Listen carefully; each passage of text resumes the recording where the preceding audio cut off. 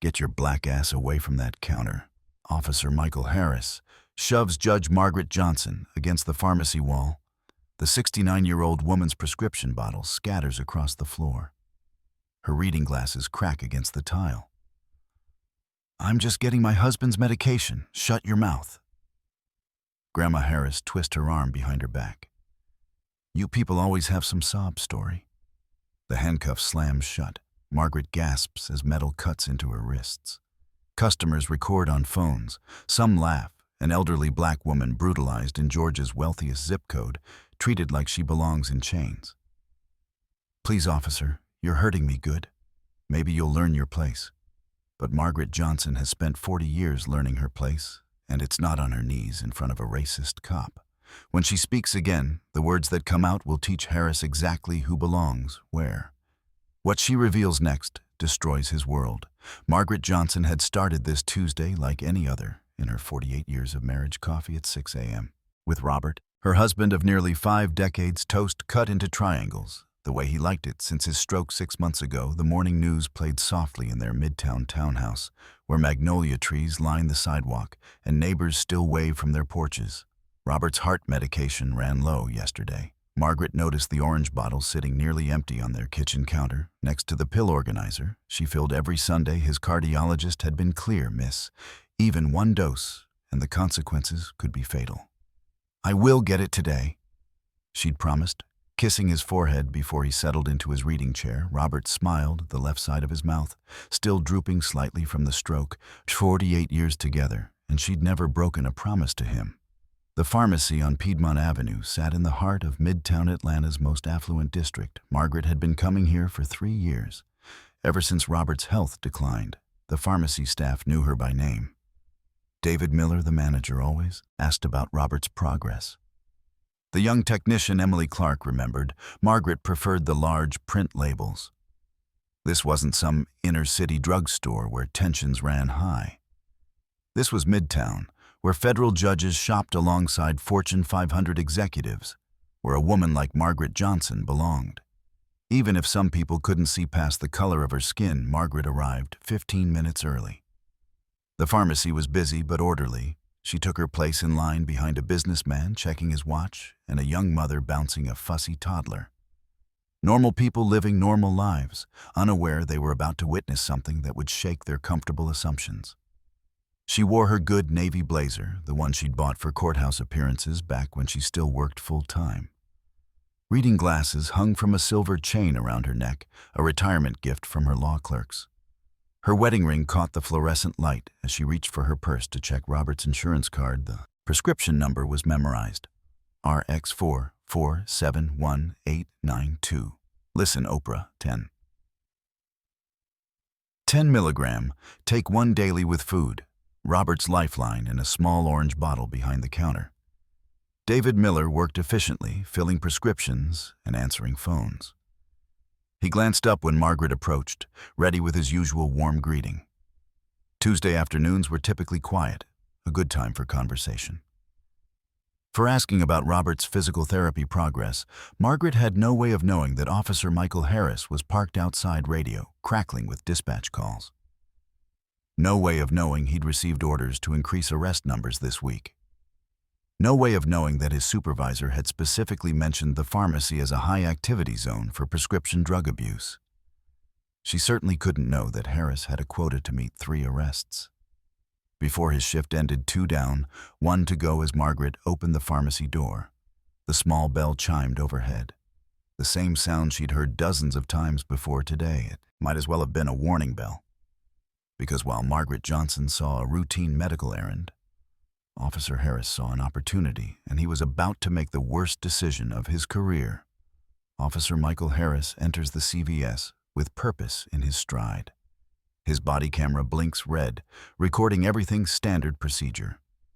Though Harris has learned which angles work best for his reports. Margaret Johnson stands at the prescription counter, reading the medication label carefully through her glasses. Her lips move slightly as she checks the dosage instructions. 10 milligrams lisinopril once daily. With food, Robert's cardiologist had emphasized the importance of consistent timing. Harris notices her immediately, an elderly black woman taking too long at the counter, reading the label too carefully in his 13 years of policing. He's learned to spot the signs. Drug seekers always study the bottles like that, checking for resale value. "Excuse me, ma'am." His voice carries authority across the quiet pharmacy. "I need to speak with you." Margaret looks up startled. Her hand instinctively tightens around the prescription bottle.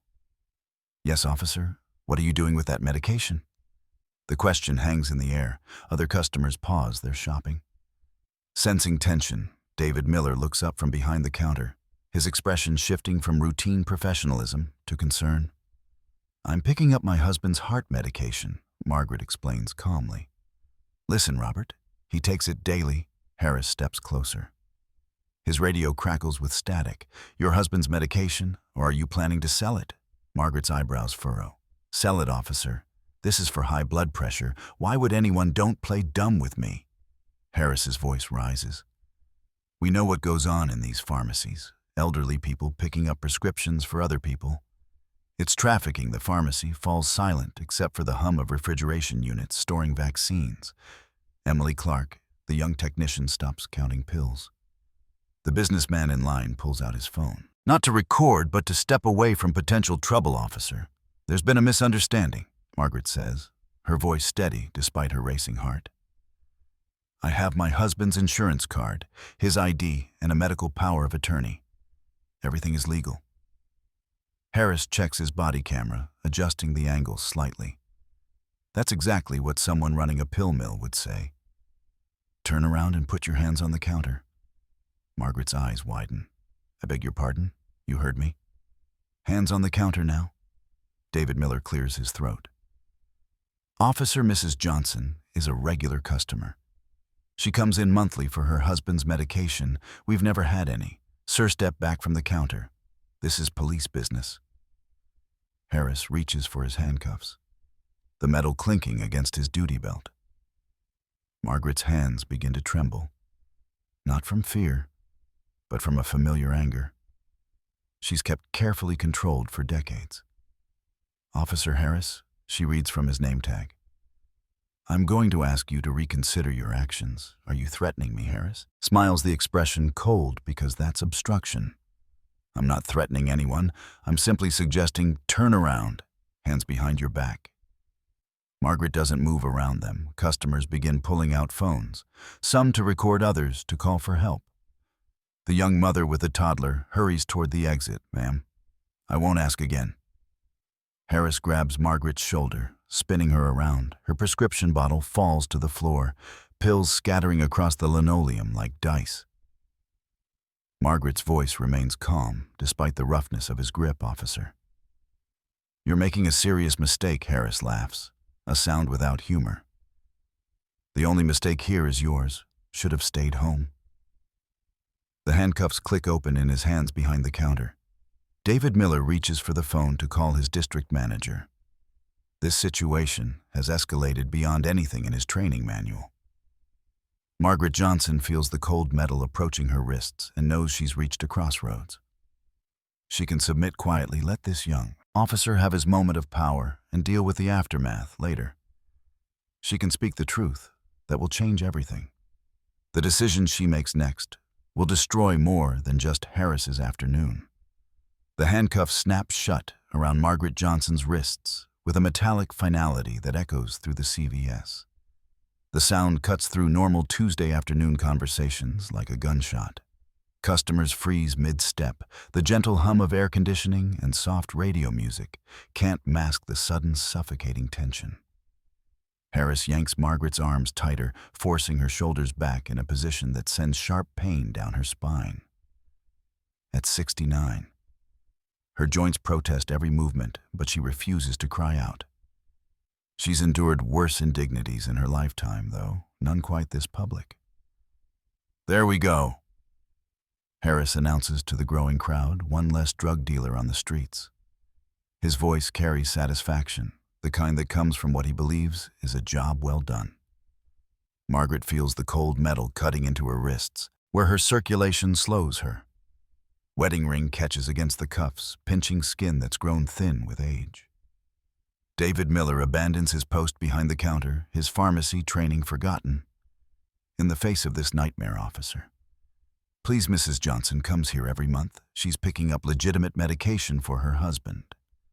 I can show you the prescription. History step back. Sir Harris points a warning finger at David, unless you want to join her in cuffs for interfering with police business. The threat hangs in the air. David's hands shake as he retreats, knowing that intervention could cost him his job, his livelihood, maybe his freedom. But every instinct screams that this is wrong around the pharmacy. Phones emerge from purses and pockets. The businessman who was ahead of Margaret, in line, holds his device steady. Recording everything, a teenage girl near the greeting cards whispers into her phone. You need to see this. Some cop is arresting this old lady for literally nothing. Margaret's designer blazer wrinkles as Harris pushes her toward the front of the store. Her reading glasses hang crooked from their chain, one lens cracked from when he spun her around the prescription bottle. Robert's lifeline still lies scattered on the floor, pills mixing with dust and debris. Walk.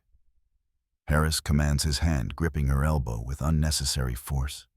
Each step sends jolts of pain through Margaret's arthritic knees. She stumbles once, and Harris jerks her upright without gentleness.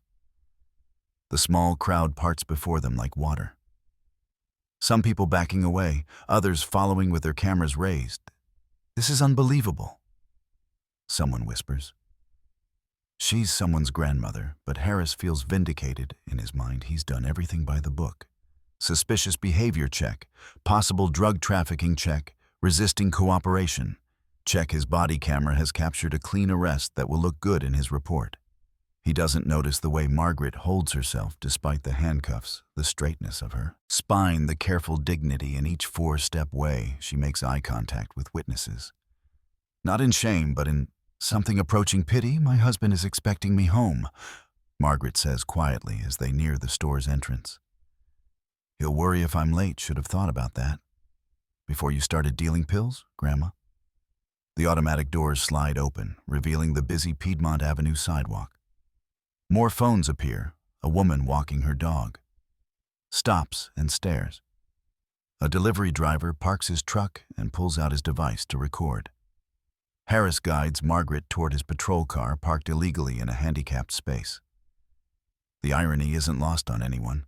Watching, Margaret notices the violation, but says nothing. She's learned to pick her battles over 7 decades of life.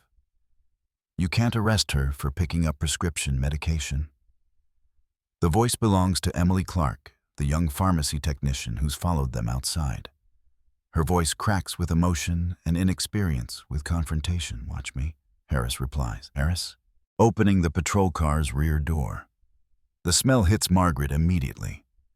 Stale sweat, fear, and disinfectant. The plastic seat is cracked and uncomfortable. Harris places his hand on her head, pushing down as she's forced to bend into the car. Careful with her, David Miller has also emerged from the store. His manager's badge still pinned to his shirt. She's 69 years old enough to know better. Harris shoots back, but as Margaret settles into the patrol car's back seat, something in her posture changes. The humiliation is still there, carved into the lines around her eyes. The pain from the handcuffs still shoots through her shoulders, but underneath it all, something else emerges. Resolve. Margaret Johnson has spent 48 years of marriage protecting Robert from stress. She's spent decades navigating systems designed to dismiss women who look like her. She's learned patience, diplomacy, and the art of strategic silence. But she's also learned when enough is enough. Harris slams the car door, the sound reverberating across Piedmont Avenue. Through the window, Margaret can see the crowd that's gathered. Phones still recording witnesses to her humiliation. Some shake their heads in disgust, others look away, unwilling to confront the uncomfortable truth of what they're seeing.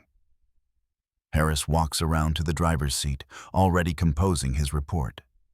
In his mind, drug trafficking, resisting arrest obstruction. Maybe he can add something about threats or suspicious behavior. Make it stick. He has no idea that the woman sitting handcuffed in his back seat has spent 24 years sentencing people exactly like him, and her patience has just run out. Harris settles into the driver's seat, adjusting his radio volume. His dashboard computer glows with arrest forms waiting to be filled. Drug trafficking, easy paperwork, another stat for his monthly numbers. Officer Harris? Margaret's voice cuts through his administrative satisfaction. Her tone has changed. Gone is the confused elderly woman. What remains is something else. Entirely. Harris glances in the rearview mirror arm. Save it for the badge, lady. I am the judge. The words hang in the patrol car like a physical presence. Harris's hand freezes on his radio dial. What did you say I said? I am a federal judge retired from the Northern District of Georgia. 24 years on the bench. Harris turns around, studying Margaret's face through the metal grating that separates them.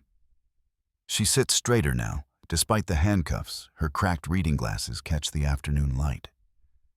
And behind them, her eyes hold something Harris has never seen before in the back of his patrol car Authority.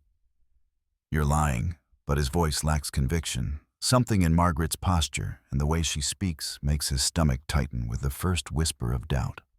Run my name through your system, Margaret says calmly. Margaret Johnson, Federal Judicial Database. You'll find my commission papers, my security clearance, my retirement ceremony from 3 years ago.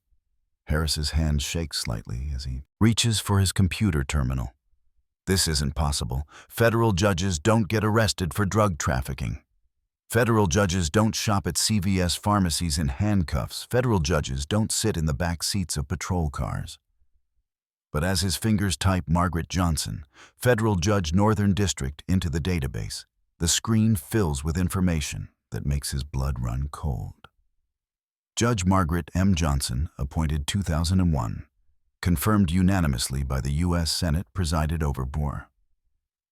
47 cases specialized in federal criminal law, civil rights violations, and law enforcement misconduct. Harris stares at the photograph on his screen, younger, wearing judicial robes, but unmistakably the same woman sitting handcuffed in his back seat. The woman he just arrested for drug trafficking. The woman he called Grandma and shoved against the pharmacy counter. This can't be right, he whispers. But his computer doesn't lie. Cross-references confirm everything: Federal Bureau of Investigation, security clearance, Secret Service protection, and detail during high-profile cases. Commendations from 3 U.S. attorneys. General Margaret watches his face in the rearview mirror as reality crashes over him. I've sentenced 17 police officers during my tenure. Officer Harris, corruption, civil rights violations, excessive force. I know your type very well. Harris's mouth opens, but no sound comes. His career, his pension, his future. Everything he's worked for, over 13 years in law enforcement, suddenly balances on the edge of a cliff he didn't see coming. The handcuffs are quite tight, Margaret continues conversationally. I'd estimate that you have about 30 seconds before the crowd outside realizes what you've done.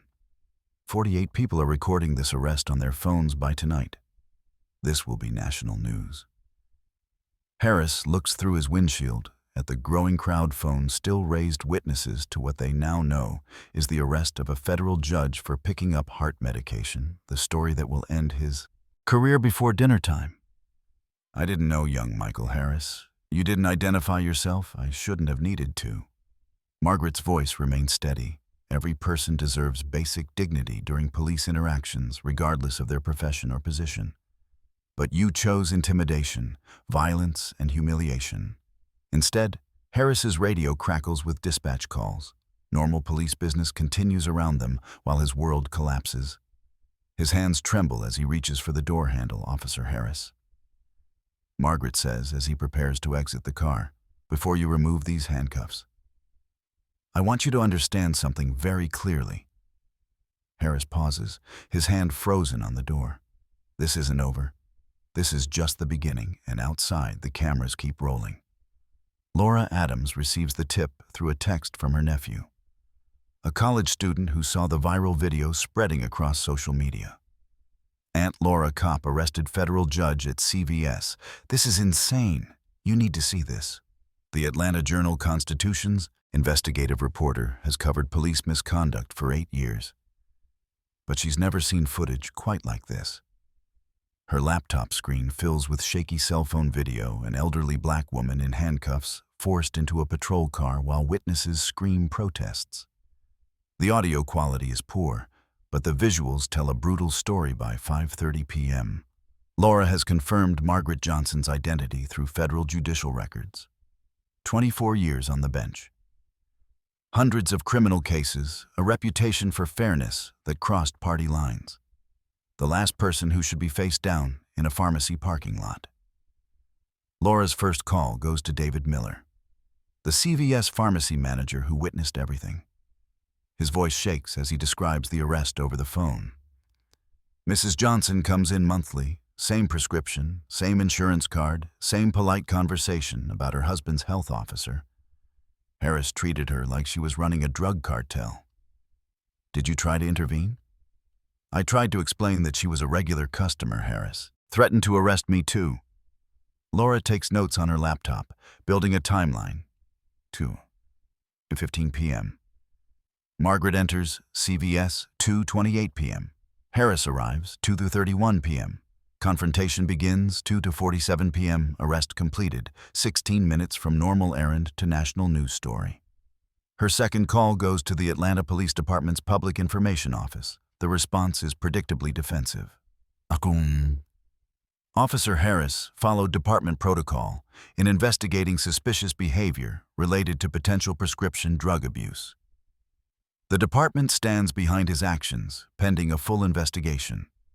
But Laura has been covering APD long enough to read between the lines. Pending investigation means damage control. Suspicious behavior means they have no real justification. She requests Harris's personal file through open records laws. APD has 72 hours to respond. But Laura knows bureaucratic delays when she sees them. This file will be heavily redacted, if it comes at all. Her breakthrough comes from an unexpected source. Dr. Linda Reynolds, Margaret's physician, calls Laura directly after seeing the news coverage. Medical ethics prevent her from discussing specifics, but she can confirm that Margaret has legal authority to pick up Robert's medications. Judge Johnson has been managing her husband's care since his stroke 6 months ago. She has medical power of attorney insurance, authorization, and pharmacy verification on file. There's nothing suspicious about her actions. Laura's next move requires more delicate navigation. She reaches out to former colleagues of Margaret's from the federal courthouse, retired attorneys, court clerks, and other judges who worked with Margaret over 2 decades. The picture they paint destroys any narrative about suspicious behavior Judge Margaret Johnson was known for. Punctuality, preparation, and unwavering ethics. She'd sentenced a lot of corrupt cops before, always with careful attention to evidence and fair sentencing guidelines. Margaret doesn't have a vindictive bone in her body, says retired District Attorney Charles Bennett. But she also doesn't tolerate abuse of power if Harris thinks this will blow over quietly. He's never dealt with Margaret Johnson by Wednesday morning. Laura has assembled a preliminary profile of Officer Michael Harris that makes her stomach turn through public records and anonymous sources within APD. A pattern emerges that department leadership clearly hoped would stay buried. Harris joined APD 13 years ago after washing out of the Georgia State Patrol Academy for attitude problems. His training officers noted excessive aggression and poor judgment. Under pressure, red flags that someone ignored. The complaint started within his first year, Mrs. Dorothy Harris. 71 reported that Harris threw her to the ground during a traffic stop for an expired registration. Her daughter filed a formal complaint. APD's Internal Affairs Division found insufficient evidence after a 2-week investigation. 3 months later, Officer Anthony Rivera alleged Harris used a racial slur during a shoplifting arrest. The complaint was dismissed because no other officers witnessed the incident. Harris's body camera had mysteriously malfunctioned. The pattern continues for 13 years. Elderly defendants, minority families, petty violations escalated to violent arrests. 13 formal complaints filed with Internal Affairs. 13 complaints dismissed or buried in bureaucratic procedures designed to protect officers rather than citizens. Laura's computer screen fills with case numbers, complaint forms, and incident reports that read like a masterclass in systematic racism, disguised as police work. Harris didn't just profile Margaret Johnson, he's been profiling vulnerable people for over a decade. Wednesday afternoon brings Laura's most significant discovery through a source she can't name. She obtains CBS's complete security footage from Tuesday's incident. The cameras captured everything. Harris's body camera missed the timestamp shows, Harris checking his body camera twice during the confrontation, once when he first approached Margaret, and again when he placed her in handcuffs. Both times he adjusted the angle away from his actions. Deliberate obstruction of evidence. But CBS's overhead cameras captured what Harris tried to hide. Margaret's calm demeanor throughout the encounter, her repeated attempts to explain her legitimate purpose. Harris is escalating aggression despite her compliance. Most damning is the audio. While Harris claimed Margaret was acting suspiciously and resisting cooperation. The security footage shows a polite elderly woman following pharmacy procedures, exactly as she had dozens of times before. Laura's investigation expands to Harris's arrest statistics through data request. She discovers he leads District 2 in arrests of elderly defendants, a category that should be statistically rare. Harris's arrest rates for prescription-related offenses are triple the department average. The numbers tell a story APD doesn't want to tell. Harris doesn't just make arrests, he targets specific demographics for arrests. Elderly people, minorities, anyone who seems unlikely to fight back effectively, a predator in a uniform protected by a system designed to shield bad cops from consequences. Thursday morning brings the smoking gun Laura needs. An anonymous email arrives with Harris's personal text messages from Tuesday afternoon, leaked by someone within APD who's apparently tired of watching Harris destroy lives without consequences. 14 p.m. Got a live one at CVS Piedmont Avenue. Elderly black female time for arrest, Num. 2:29 p.m. Easy target acquired, she won't even know what hit her. 52 p.m. Oops, might have messed up, need a cover story, ASAP. The messages are verified through metadata analysis. Harris wasn't investigating suspicious behavior, he was hunting for easy arrests to meet quotas. Margaret Johnson wasn't a criminal suspect, she was prey. Laura's computer dings with another anonymous message, this one containing internal APD memos from Captain Richard Lewis, Harris's direct supervisor. The subject lines alone tell the story. Arrest statistics need improvement and performance metrics. District 2 behind target. The memos reveal APD's quota system in black and white. Officers are evaluated on arrest numbers, not crime reduction or community safety. Harris has been gaming the system for years, targeting vulnerable populations who won't effectively challenge police reports. Margaret Johnson wasn't just unlucky. She was deliberately selected for humiliation because Harris thought a 69-year-old black woman would be powerless to fight back. Captain Lewis's response to Harris's mistake reveals the department's true priorities. Instead of disciplining Harris for false arrest, Lewis instructs him to craft incident reports carefully and emphasize the subject's non-compliance. Laura stares at her laptop screen, surrounded by evidence of systematic corruption that reaches far beyond one racist cop. APD's leadership knew about Harris's pattern. They enabled it, protected it, and planned to cover it up. But they didn't count on Margaret Johnson fighting back. And they certainly didn't expect a federal judge to have the knowledge, connections, and determination to expose their entire system. The war is just beginning, and Harris has no idea what he's unleashed by Thursday evening. Atlanta Police Department's damage control machine kicks into high gear. Captain Richard Lewis calls an emergency meeting with department lawyers, public relations staff, and union representatives. The room smells of stale coffee and desperation. "We have a problem," Lewis announces, tossing printed screenshots of social media posts across the conference table. "The Johnson arrest is going viral. We need to contain this before it reaches national news." The first salvo comes through an internal memo marked Confidential Personnel Matter Officer. Harris is placed on administrative leave pending investigation, which everyone understands means paid vacation, while the department hopes public attention fades. Margaret Johnson reads the memo on Friday morning from her breakfast table where Robert sips coffee with a trembling hand. His stroke has worsened since Tuesday's stress. The pills scattered across the CVS floor were his last dose before running out. They think this ends here, Margaret tells Robert quietly. Administrative leave, a few weeks of paid time off, then back to normal. Robert's speech slurs slightly. What? What will you do? Margaret folds the memo carefully. What I've always done, follow the evidence wherever it leads. Margaret's phone rings, heavy breathing on the other end. Then a gravelly voice. Drop this, Judge, you don't know who you're messing with. The line goes dead. Margaret writes down the time and caller ID information, unknown number, in her legal notebook.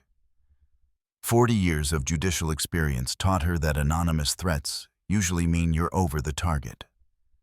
The harassment escalates through the weekend. Strange cars parked outside their townhouse, hang-up calls at odd hours, someone leaves a dead rat on their front steps with a note snitches, end up like this.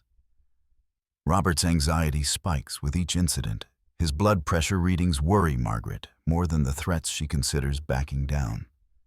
Letting Harris return to duty, accepting the injustice to protect her husband's health. But Monday morning brings news that hardens her resolve. Laura Adams's investigation published in the Atlanta Journal-Constitution with devastating detail. Harris's 13-year pattern of abuse, the quota system, the cover-ups.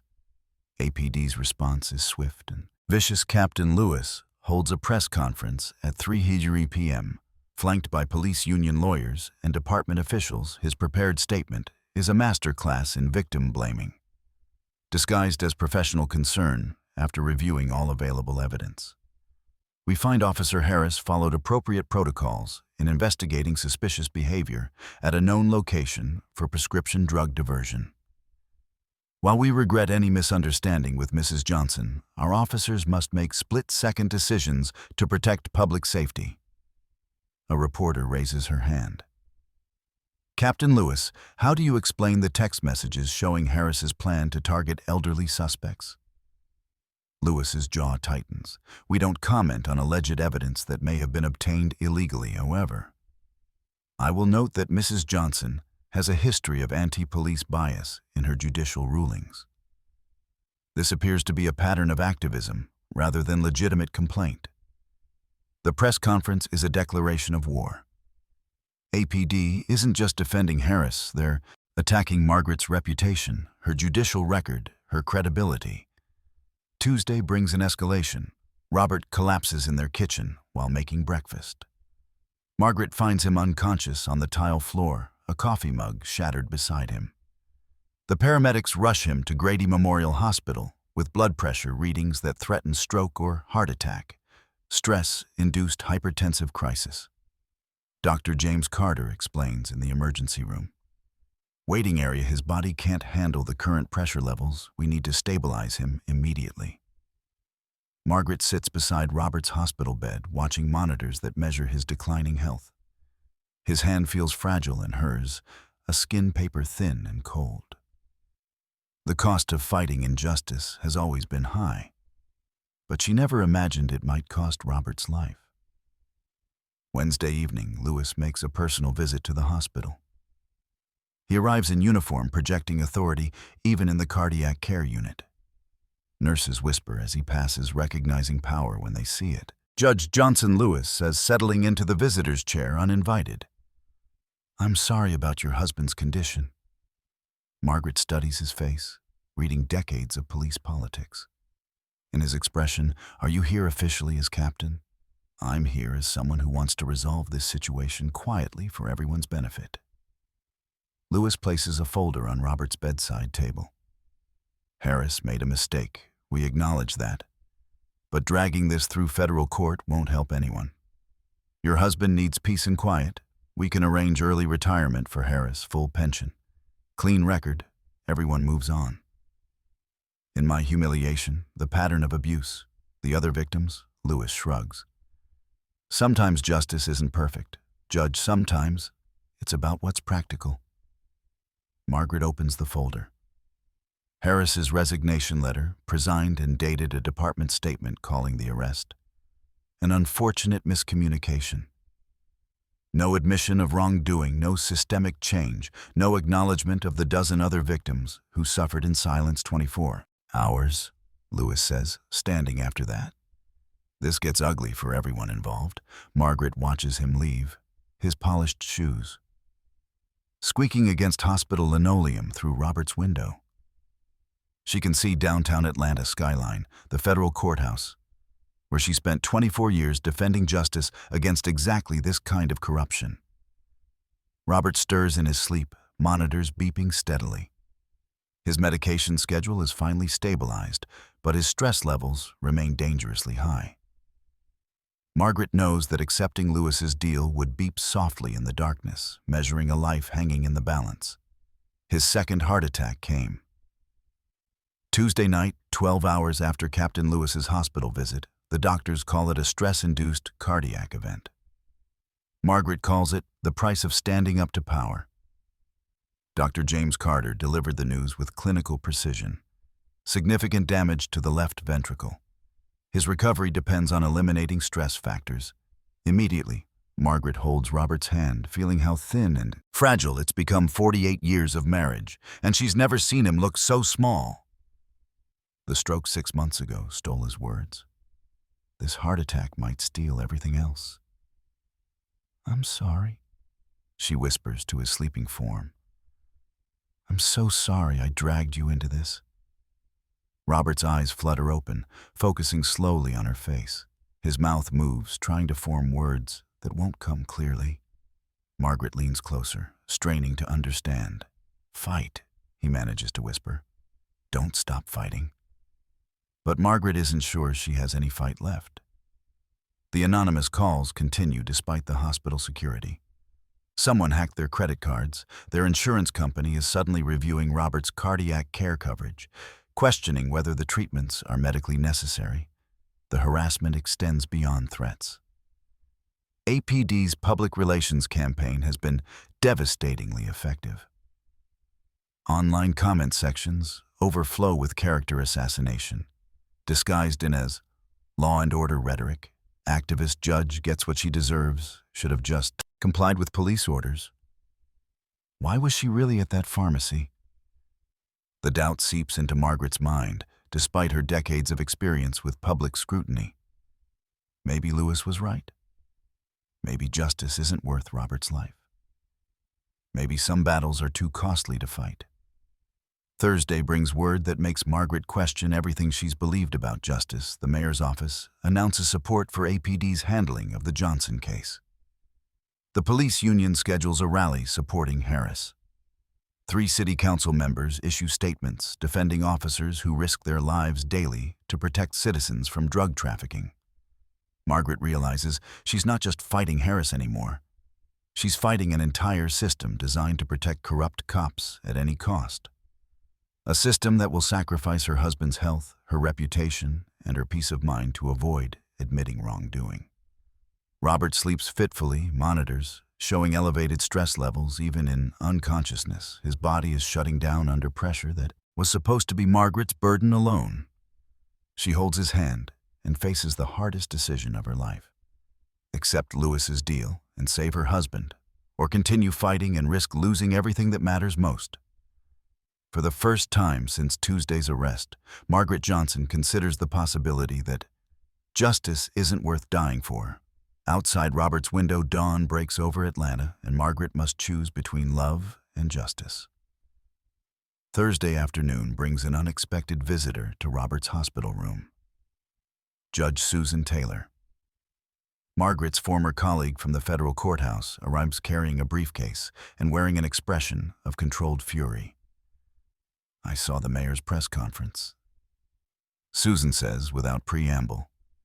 "What they're doing to you is unconscionable." Margaret looks up from Robert's bedside, exhaustion etched in every line of her face. "Susan, I appreciate you coming, but no." Susan's voice carries the same authority that commanded federal courtrooms for 18 years. "You're not doing this alone anymore. Susan opens her briefcase, revealing a stack of documents. 12 federal judges from our district sign this letter.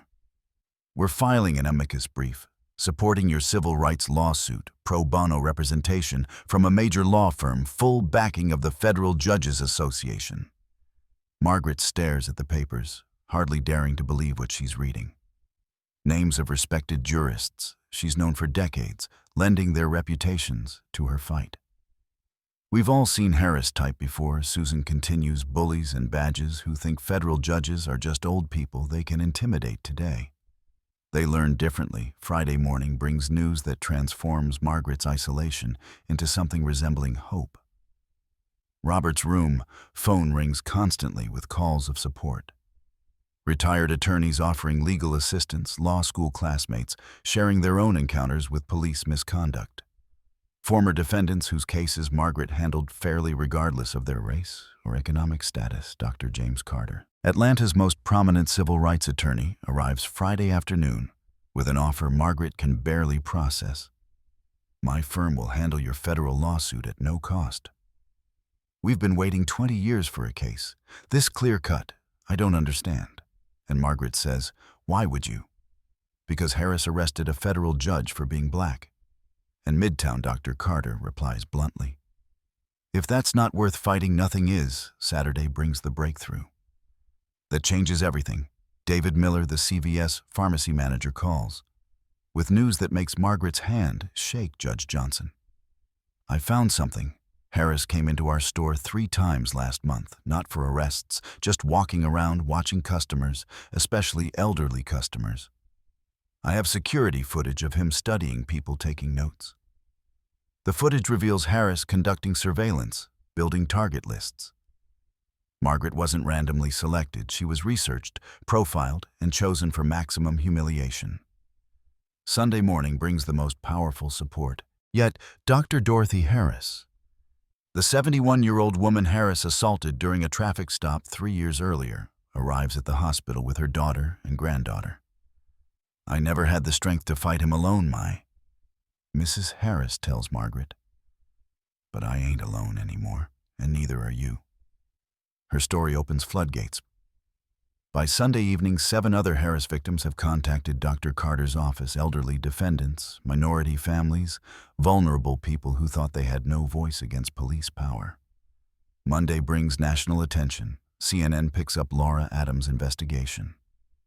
The Washington Post editorial board condemns APD's handling of the case.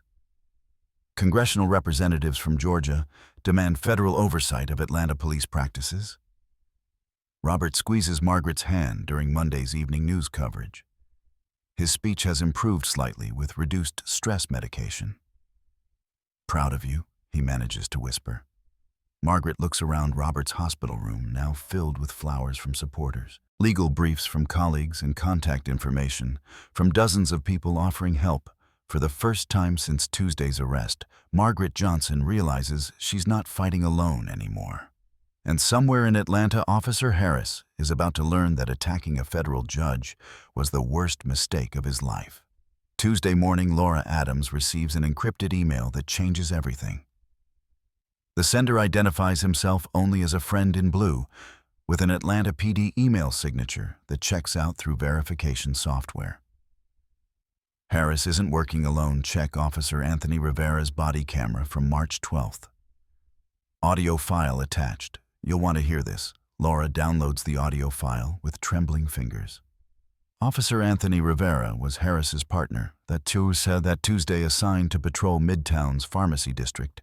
His body camera was supposedly inactive during Margaret's arrest. The audio proves otherwise. Laura's laptop speakers crackle with crystal clear sound. Harris's voice recorded 15 minutes before he entered the CVS, coordinating with Rivera through their patrol car. Radio target acquired at CVS Piedmont Avenue. Elderly black female alone, reading prescription labels too carefully. Perfect stats padding. Rivera responds, copy that, I'll maintain. The perimeter keeps civilians back when you make the arrest. Remember? Accidental camera malfunction. If things get messy. Captain wants clean paperwork on this quota push. Laura rewinds the audio 3 times. Hardly believing what she's hearing, this wasn't a spontaneous arrest based on suspicious behavior. This was a planned operation coordinated between two officers designed to manufacture arrests for statistical purposes. The audio continues with devastating clarity. "How do you want to play this?" Rivera asks. "Standard intimidation. Make her feel powerless, get compliance through fear." These elderly types always fold under pressure. What if she has legitimate prescriptions? Doesn't matter, by the time she proves innocence, arrest stats are already logged. Captain only cares about numbers, not outcomes. Harris's laugh is audible through the radio static, besides. Who's going to believe some old black lady over a police officer? The system's rigged in our favor. Laura calls Dr. Carter immediately. "I have the smoking gun. Harris planned this arrest." Rivera was complicit. APD command structure knew about quota manipulation. The audio file reaches Margaret at 9:00 a.m. through Dr. Carter's encrypted phone call. She listens in Robert's hospital room, watching her husband's face as Harris's words destroy any remaining doubt about his motivations. Elderly types always fold under pressure. Robert's blood pressure monitor shows his fury despite his weakened condition. "Bastards," he whispers with more clarity than he's managed in days, but the audio contains more than Harris's confession in the background. Dispatch radio reveals the scope of APD's corruption. 3 other elderly target arrests were logged that same afternoon, a systematic campaign against vulnerable populations. Laura Adams's investigation expands the audio evidence through digital forensics. Harris and Rivera have been coordinating these arrests for 18 months. 67 elderly defendants, 43 prescription-related charges, statistical manipulation designed to justify budget increases and overtime pay. Margaret recognizes the legal implications immediately. This isn't just civil rights violation, it's criminal conspiracy under federal racketeering statutes. Harris, Rivera, and their commanding officers face potential federal prosecution. Wednesday morning brings confirmation that the audio is authentic through FBI digital analysis. Agent Jennifer Hayes calls Dr. Carter directly. This evidence supports federal charges against multiple APD officers. We're opening a criminal investigation.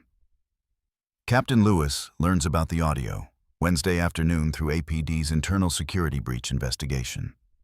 Someone leaked Rivera's body camera files to the press.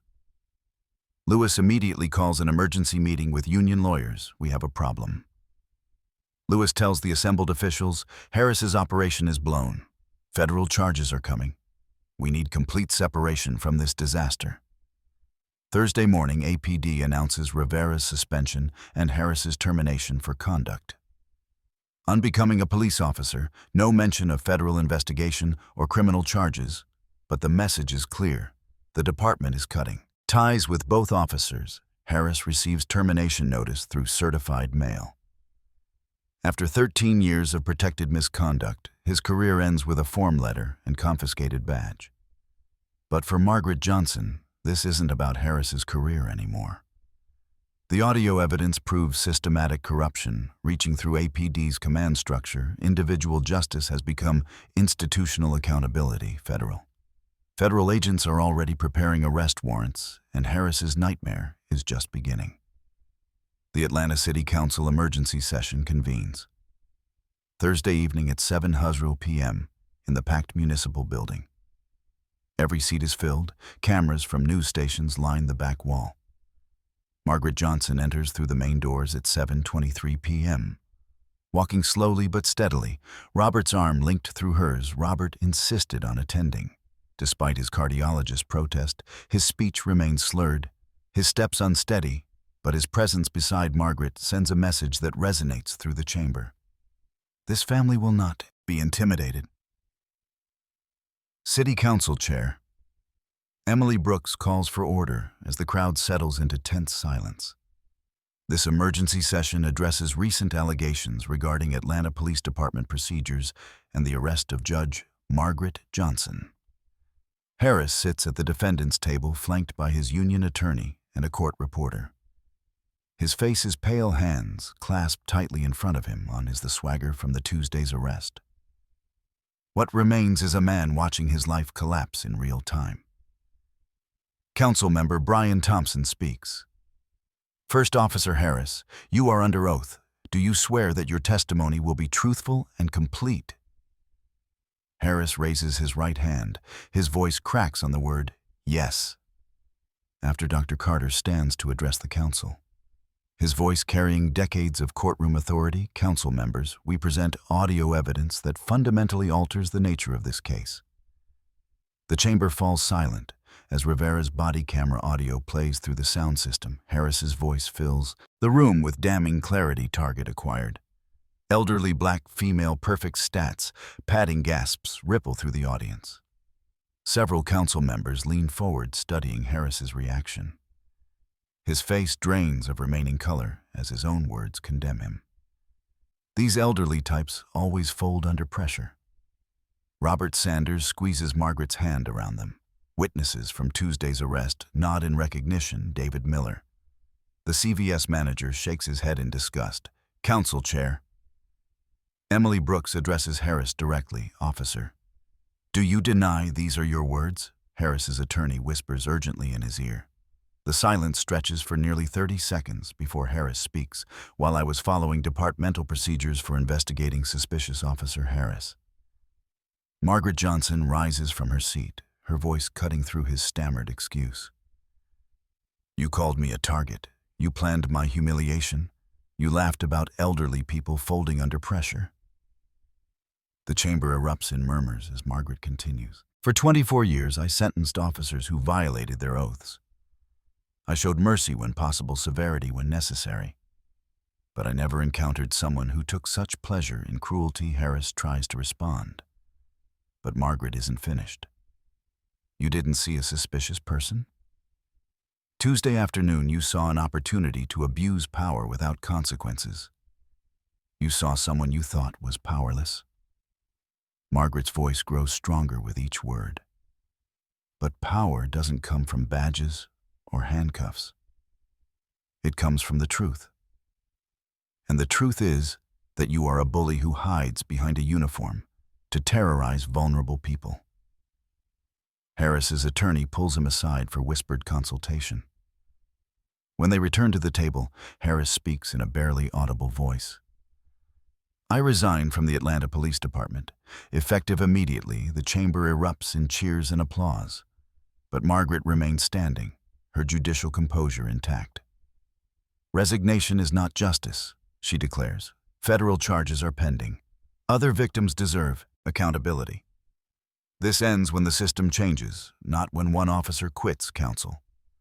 Chair Brooks gavels for order as Harris stands to leave. Camera flashes illuminate his walk toward the exit, documenting his fall from authority to disgrace. But as Harris disappears through the chamber doors, Margaret knows this victory is just the beginning of real change. 6 months later, Margaret Johnson picks up Robert's heart medication at the same CVS on Piedmont Avenue. The prescription number remains unchanged, RX 4471892, lisinopril 10 mg. Take one daily with food, but everything else has changed. David Miller greets her with a warm smile, thinking about Robert's recovery. No suspicious glances, no second-guessing her purpose. Just normal courtesy extended to a regular customer. Michael Harris sits in federal prison serving 18 months for civil rights violations and conspiracy. Rivera received 12 months. Captain Richard Lewis took early retirement after FBI investigation revealed departmental quota. Corruption reaching back 5 years. Robert's health improved dramatically once stress subsided. His speech has returned to near normal clarity. His smile is brighter, his hands steadier as he waits in their car outside Atlanta PD. Implemented new policies prohibiting arrest quotas and requiring supervisor approval. For prescription-related arrests, Harris's 13 victims received settlement payments ranging from $50,000 to $200,000. But Margaret's greatest victory sits in her passenger seat, humming softly to the radio alive. And recovering sometimes, justice wears reading glasses and carries heart medication. Sometimes it speaks 5 words that change everything. Sometimes it requires an elderly woman to teach powerful people about real strength. Margaret Johnson proved that dignity cannot be handcuffed. Truth cannot be silenced. Injustice delayed, but never denied, always finds its way. Your voice matters. Your story matters. When you see injustice, speak up.